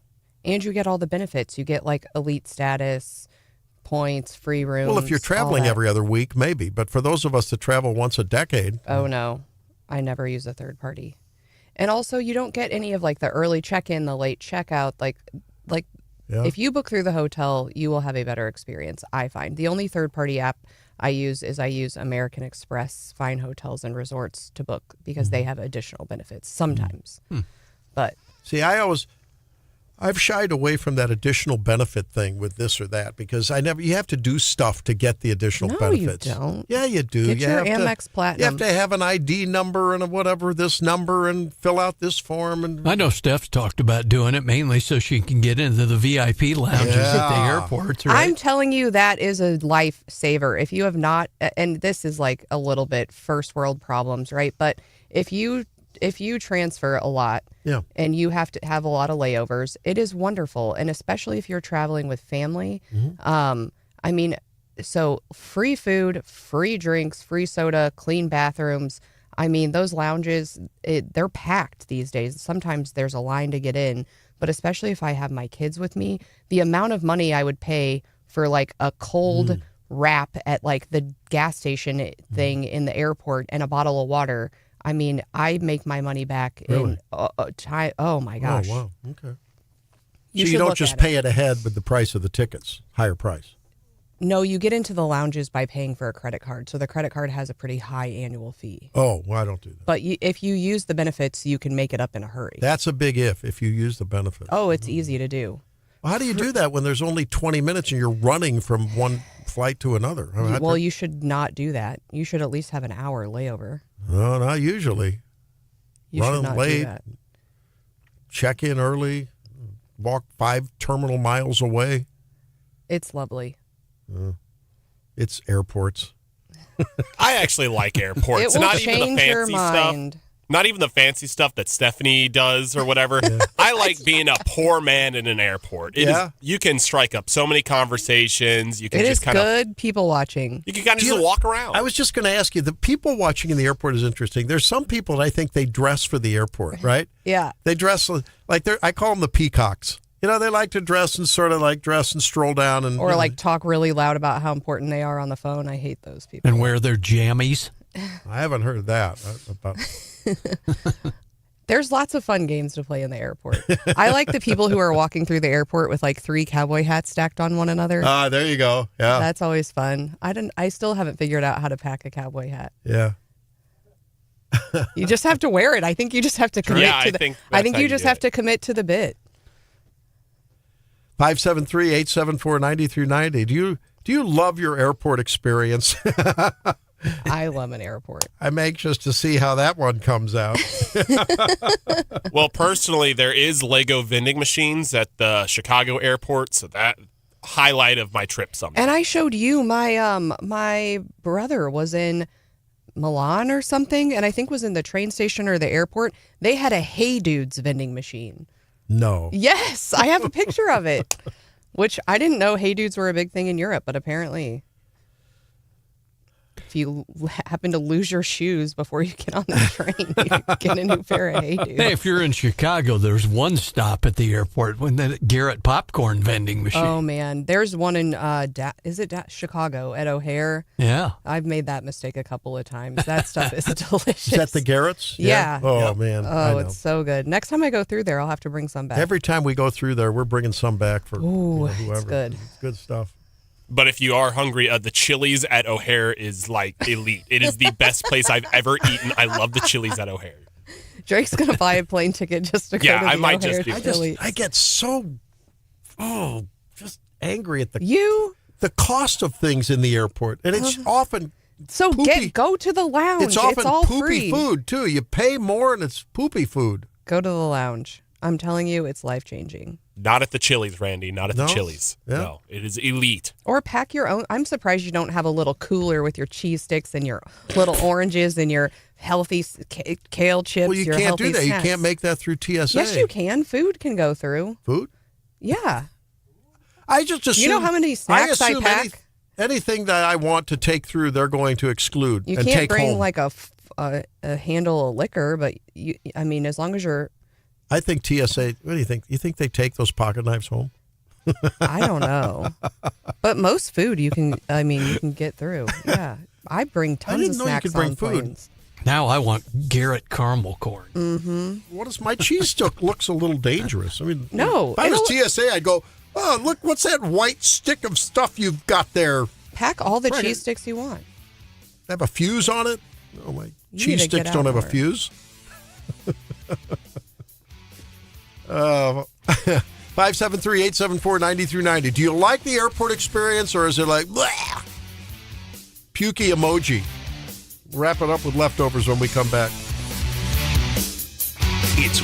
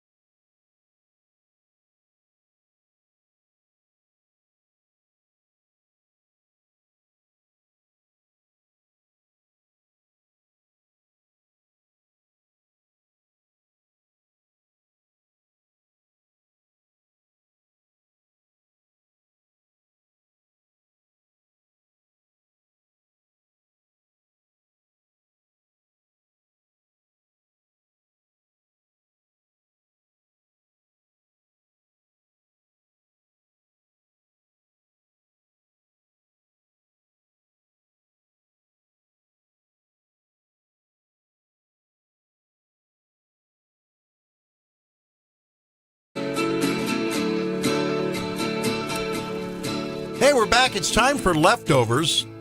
Markwayne Mullin, by the way, is just starting his confirmation hearing from the United States Senate Committee. So for DHS Secretary, at a time when the whole DHS department is not funded, well, except for ICE, ironically, that was funded through, 28, 29 with the big, beautiful bill.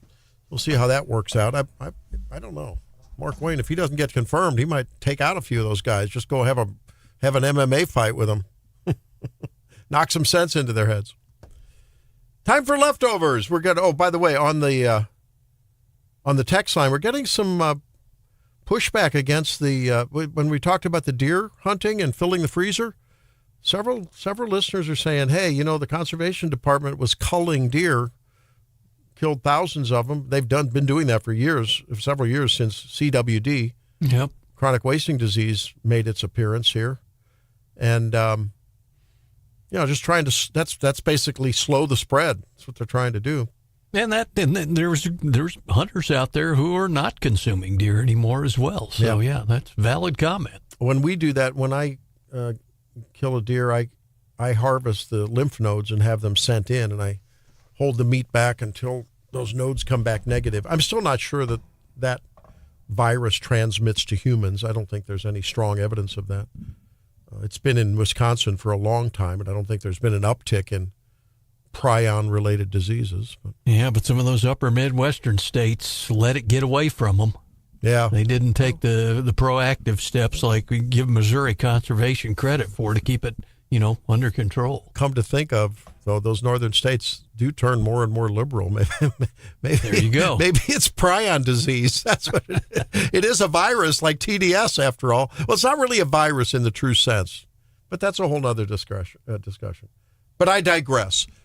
Drake, what do you have for Leftover? Today, we have our second batch of play-in games for March Madness. These are the bum teams. These are the high school teams that we make fun of other teams for scheduling. We have Prairie View A&M and Lehigh. Lehigh. Oh, well, that's good. They're both like a beige color, and it's funny because the other game tonight, Miami, Ohio, and SMU, these aren't like trash teams. Miami, Ohio, they're famed for the entire regular season going undefeated, 31 games, and then they lost in the conference, whatever their conference was. Anyways, it's just a little taste. It's a tease. That's what it is, Randy. It's a tease. These are the games at Dayton, right? Yes. It's a tease because tomorrow it starts. The madness. Now, if you listen to us, you get madness every day, March or not. But March Madness is here. It's at our doorstep. I'm so excited. Randy, what are you thinking about it? I know. Mizzou plays Friday, right? Yeah, we're the last game on Friday. Heard you guys talking about it yesterday, yeah. And don't forget about the Missouri State women this week, too. Oh. They're ready to go, and they're in the big show. Are they? Wow. So, Mizzou, they're hot, they're cold, you never know what they're going to do. But if they make it past the first round, then they would likely play Purdue, a serious team, right? Yeah, you mean beat Purdue. We're winning the national championship this year, Randy. You play, and then you either beat or you get beat. No, it's a 50-50 chance, Randy. We either win or we don't. Two outcomes, 50-50. You just said what I said, but you've already assumed the outcome before the game is played. Yeah, it is. We are winning the national championship. An irrational exuberance, that's what we would call that, but that's okay. Everyone talks about March Madness. Oh, it's so hard to win and all. We have to win 6 games in a row. That's it. And I think Mizzou can do that. John, you think Mizzou can do that? M-I-Z. Z-O-U. John is enthusiastic. He says MU is losing first round. John, a party pooper. Yeah, don't text us anymore. Don't jinx us before we get started. All right, we'll be back tomorrow. We'll talk with Steve Bucci with an Iran update and more. Thanks for being here.